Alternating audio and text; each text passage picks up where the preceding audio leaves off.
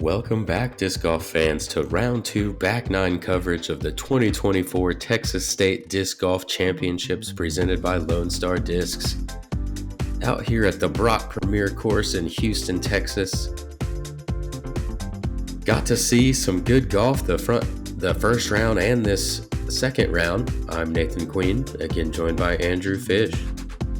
Yeah, Texas State has a long-running history, big state, big disc golf presence, and Ezra Aderhold, Robert Burridge, Nathan Queen, and Jake Hebenheimer, at least as of now, not counted out of potentially being the 2024 Texas State champion. Yeah, the three of us still sitting there inside that top 10, and with plenty of golf left here. Gets us straight into the back 9, hole 10, 720-foot par 4. Very straight shot off of the tee with a fairly low ceiling.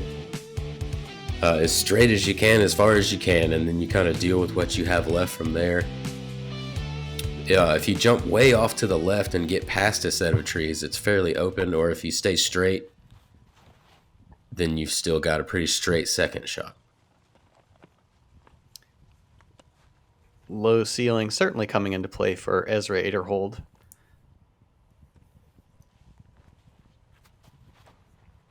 And Burridge trying to draw the shot from left to right. Doesn't quite do that and gets knocked down. Yeah, it gets a small enough kick to not find that OB on the left side. And Jake, haven't seen the roller play yet here. Yeah, without that, it may have cut over to the right side and found the right side OB, so should be in a pretty decent spot there. And it would be hard to get an air shot a whole lot further than he just threw the roller anyway with the low ceiling. You kind of put it in the ground, so that's going to leave you a long second.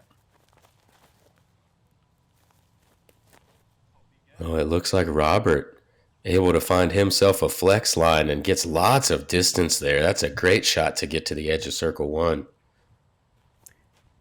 Yeah, that's big time. Like, this could be the kind of birdie that really gets his round moving. Aderhold to the forehand.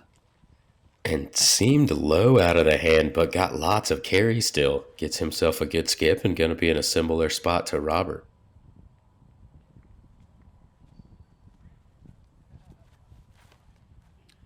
Slight hyzer release for you. Love the line you've put this on, Nathan. Oh, man. That was a really good shot. Yeah, we'll take a look at that one again from the other side.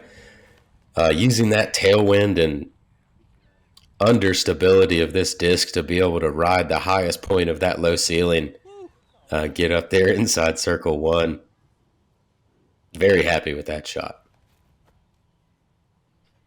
Hebenheimer, awkward stance. This is going to stay off to the left, somewhere in circle 2.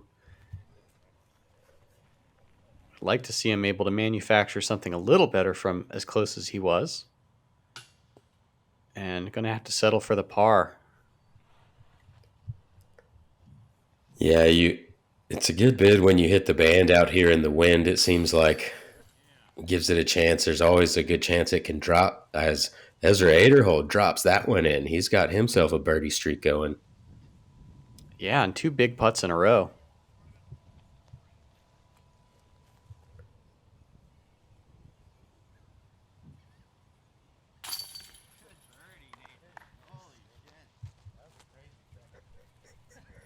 And able to card the birdie after that great second shot. Moves us to hole 11.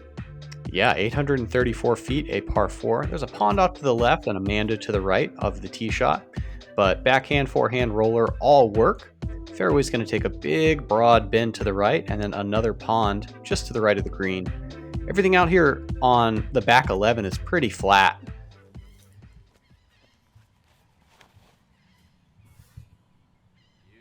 And Ezra with that great line drive power gets past Mando and straight forward. He'll have a forehand or similar backhand small turnover shot into the green.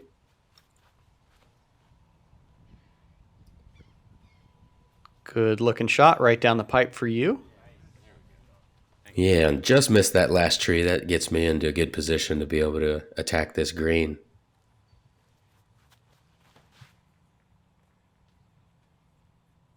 Nice and smooth out of Robert. Not trying to ask too much right out of that disc. That still gets him in a good spot to be able to reach the basket. And I figured Jake would do this. If he went roller on 10, might as well do it on 11. Lays it down nicely, on cut. All the distance he needs, but could probably stand to move a little bit more right. Yeah, as he carried that roller all the way to the Mando in the air, just giving it the opportunity to go even farther. Catches a wall we haven't even seen on the camera yet. But as you said, a little bit farther right would have put him closer to the pin. Yeah, at some point you can't be picky. Like, you've overthrown where everybody else's good air shots are going. Here you are, fairway driver, and good judge of the width. Maybe 15, 20 feet short. Yeah, I'll take it. And again, looking a little low out of Ezra's hand, and this time it is going to stay low. Catches that thick grass.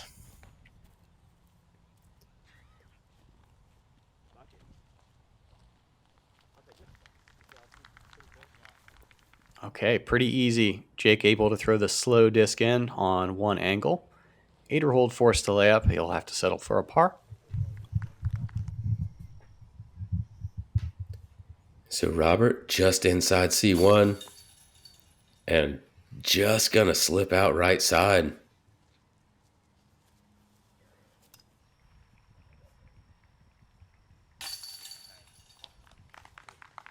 All right, back to back. Get you back on track a little bit. Moves us into hole 12. Almost certainly stopping my birdie streak, 460-foot right-hand hyzer. There is a small little flex line over here on the left that I never quite hit right. I hit the line this time, but didn't really get to come back, so I did make it over there inside circle 2, give myself a small chance. Yeah, we've seen you try to spin it in before. Hebenheimer, hyzer release, snaps it up to flat. Pretty well done. Oh, man. Look good in 2 dimensions. Yeah, almost catching some change there. Certainly flashing them. Ezra, pretty similar line. Bit more speed and goes around that tree. But slows it down pretty good on the ground play rather than the big skip. He'll be right around circle's edge.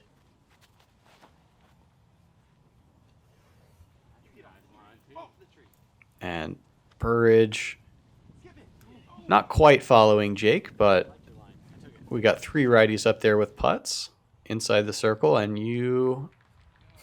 We'll go first again. I'm sorry, buddy. There goes your birdie streak. Yeah, that's all right. Here's another one I don't really plan for the birdie.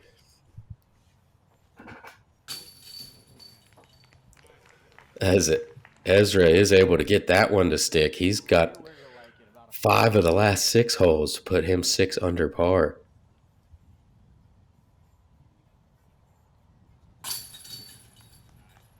Good putt from Jake Hebenheimer.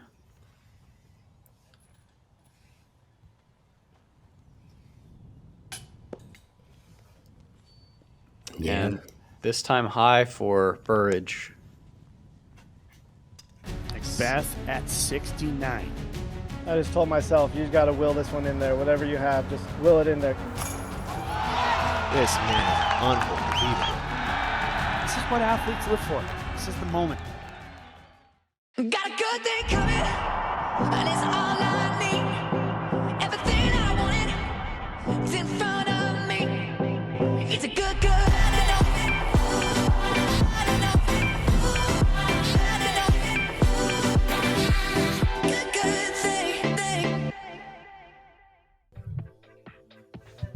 Hole 13, 282 feet. Mandatory to the left, wood line to the right the entire way. Not a whole lot to say beyond that. You just have to see the line, hit the line.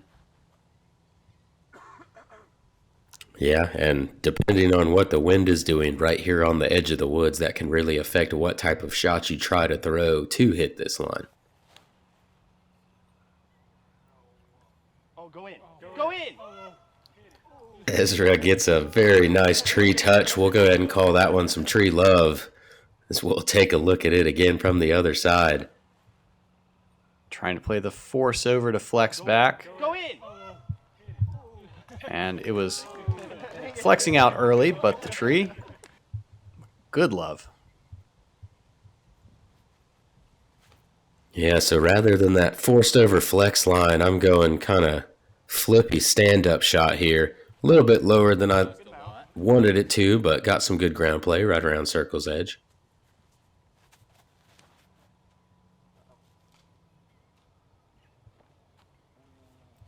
And trying to use all of the ceiling is Robert Burridge. He's out here in kind of a funny spot, and the unforced error, putting it into the woods.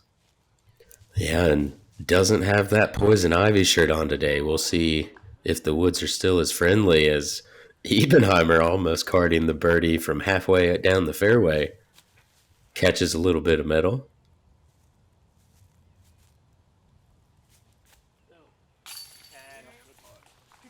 Good little stepper from 34 feet.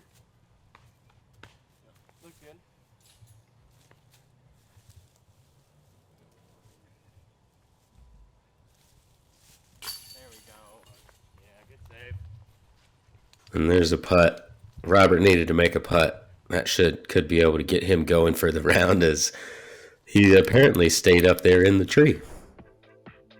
Moves us into hole 14. 7-11 par 4. You want to get just past that bush, ideally on the left side, to be able to see this basket and approach it with a better angle. With this backhand hyzer, though, most players crossing on the right side of the bush to avoid the OB that's left. This was kind of an invisible OB line from the tee. You couldn't really find the stakes to point it out, so hard to see if you were pushing it, hard to see whether you made it or not. Yeah, for sure. The further you go, the more it pinched as well. Hebenheimer, as you say, on the right side of the two dividing trees. Yeah, but gets that good skip off to the left side. I think that's the best drive we've seen between the two rounds so far. Yeah, ideal position now. Might even be able to see the basket. Burridge going to track on the left side, kind of following Ezra, but gets knocked down. I'm pretty pinched off on this tree here. I didn't really have an open. I had to throw lots of hyzer on that shot, and pretty happy with that result. Yeah, Insta-4, but you got the right movement enough. Just make the hole easy for yourself from this point forward. Robert getting a good stand-up on that and a good finish as he gets a good skip over there. Pin high, just long, be 24 feet or so. Aderhold to the backhand, floaty and starting to stall, but does get inside the circle.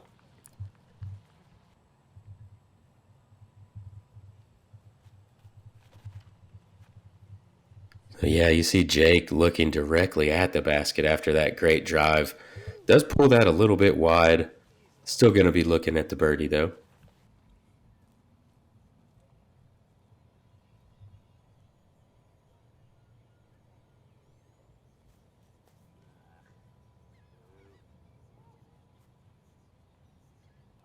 Yeah, I tried to give that a small run, just pulled it to the left out of the hand. I thought it was time.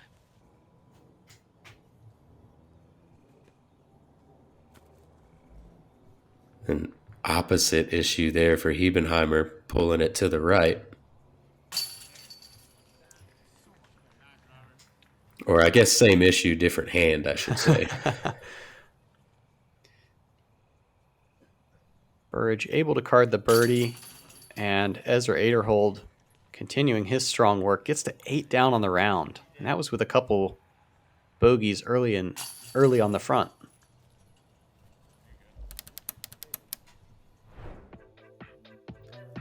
Take a short walk over to hole 15. Don't believe that 372. This is a par 3, likely to see 4 forehands or at least counterclockwise spin shots. High works, low skip works.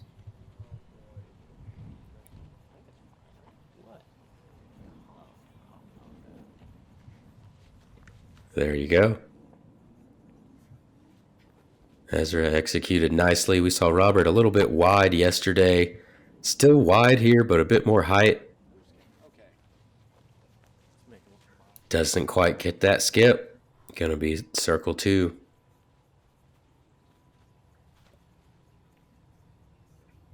You're kind of following him out pretty wide. You need some big jump. And how about 2 or 3 of them? Yeah, I used a faster disc. I went Thunderbird there and just kind of slowed it down, so I knew it would get a really big carry off to the right to finish. And there we have it.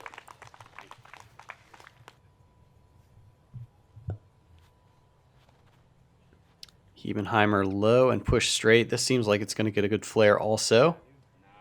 It does, but it's actually tracked long to the backside of the circle. Yeah, lots of speed on that. Maybe a similar disc as mine, but a lot more speed on the shot. It's going to end up skipping long of it. Still the opportunity to pick up the birdie. He will indeed.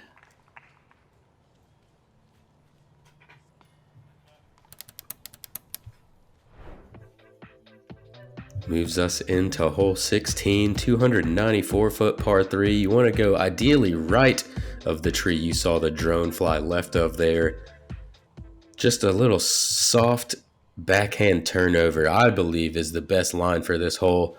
A little soft forehand or lefty backhand can work as well, but Ezra showing you what I believe is the right shot. Gonna have that whisker tickler get himself yet another birdie. He is now 10 under on the round.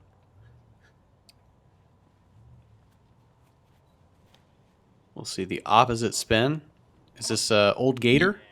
It is an Old Gator. That was also a yank. That was not the line I wanted. You could have fooled me. That looked very, very controlled to just play the flex around the center trees. Yeah, I was playing for the skip into the right side woods, really.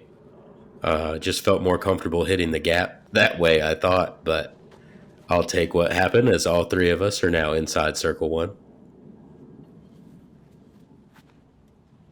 Robert to the forehand. Looks like he, did intend to go where I threw with that shot. It looked like all 4 of us going to be inside circle 1.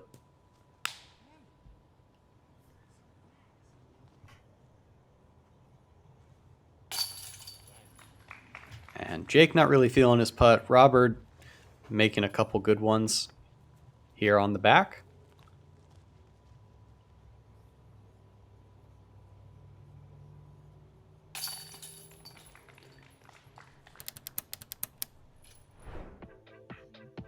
We'll go on to hole 17, 717 feet, par 4.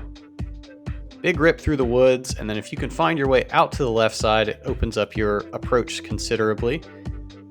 Basket is fairly exposed and can get kind of windy, even if there's not wind going on everywhere on the course.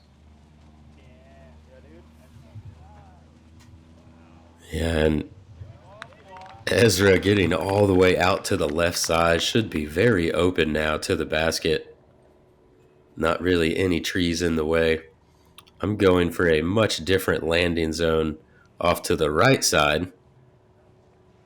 And I've put that where I want to be at. Should be looking at a gap straight to the pin.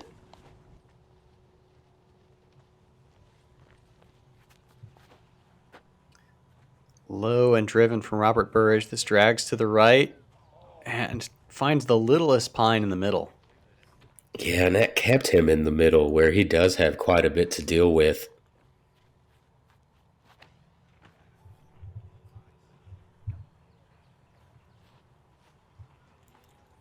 And Hebenheimer annihilates the shot, My turns goodness. the camera around, and 0 trees in the way between him and the basket.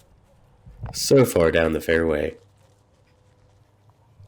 You see Robert kind of has a low ceiling flex shot that he's going to try to go over, actually. I didn't see a line up there, but he does get himself to circle 2. Bit of a fast green here, not as steep as some we've seen, but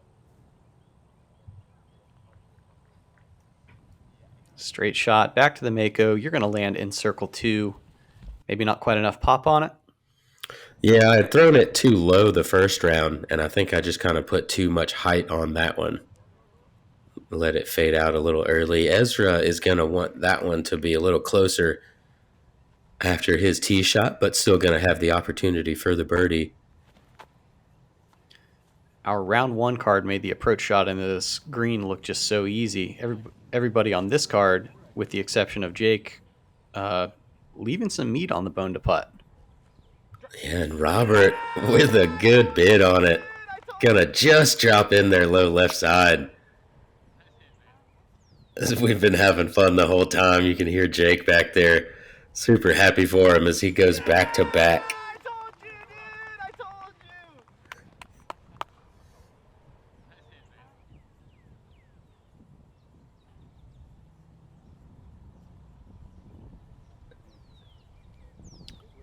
And not to be for you. Ezra with another stepper opportunity. Man, that was funky looking. Didn't seem like it was going to be high enough, but then still caught some chains anyway. But not to be. Jake going to card the birdie as well. Get himself to 5 under. Brings us into hole 18. Fun stuff, huh? 405 feet, likely playing like 440. I believe it's a bit longer than that 405. Read the wind. For myself, I'm just trying to land on the lower level and be inbounds. The ground play and the way that this shot shapes just doesn't really work well for that lefty backhand. Righty backhand, you want to ideally hit the top of the hill so you don't have to worry about a rollaway. But just play it to the right side as well. You can get that uphill circle 2 look. And that's what Burridge is going to have.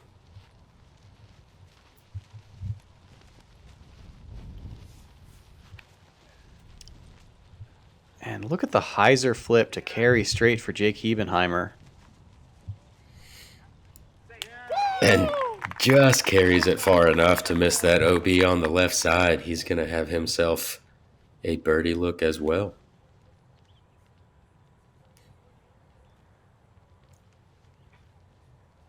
Big hyzer for Aderhold.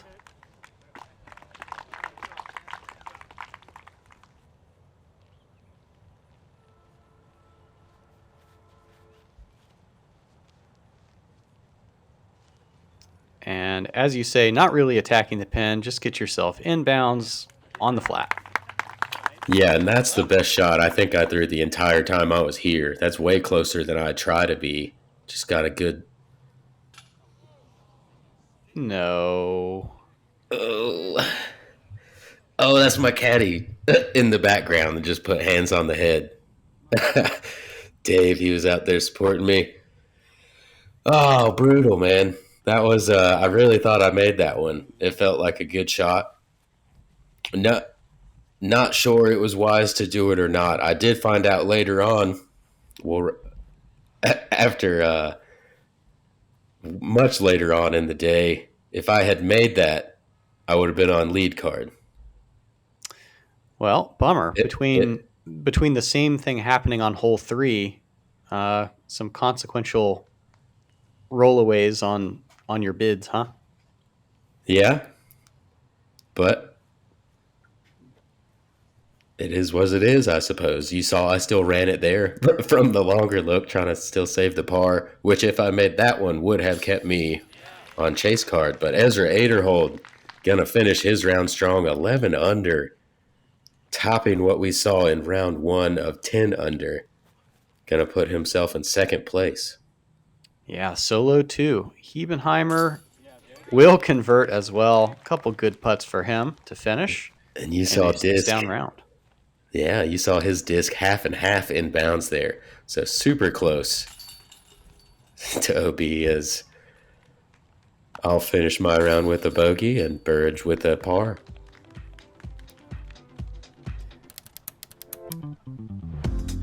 Well, that still keeps you two in the top 10. Hebenheimer down to 14th, but in my opinion, that's still pretty great. We play for the entire season for Disc Golf Pro Tour points. And we are delighted that you joined us for round 2 of the Texas State Championships. Take a look at our leaderboard and who we will be following in round 3 coverage.